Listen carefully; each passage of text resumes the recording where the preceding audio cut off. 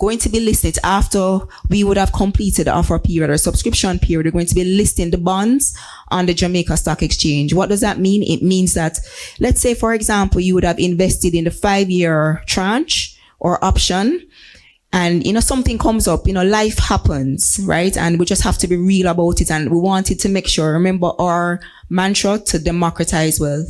So by listing the bonds on the stock exchange, you have the option to trade those bonds. So you can come out early, and then at the opportune time, you can reinvest in the bond at a later date.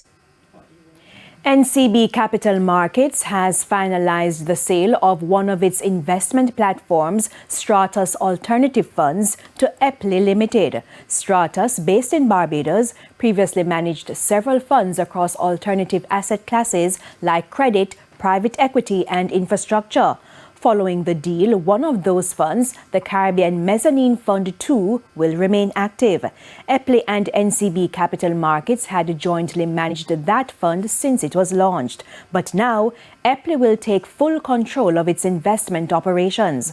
The companies say the sale won't affect existing investors or their shareholdings in the fund.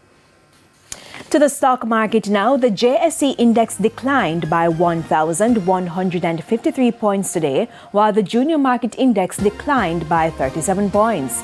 32 stocks advanced, including Jetcon Corporation, Edufocal, Cygnus Real Estate Financial, Cygnus Credit Investments 8% preference shares, and Cygnus Credit Investments US dollar shares. The losers were led by Express Catering, One Great Studio, 138 Student Living, Margaritaville Turks, and Medical Disposables and Supplies.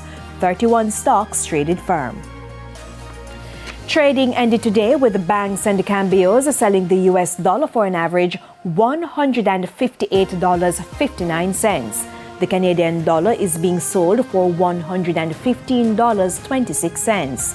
The pound is going for $210.37, while the euro is selling for an average $180.58.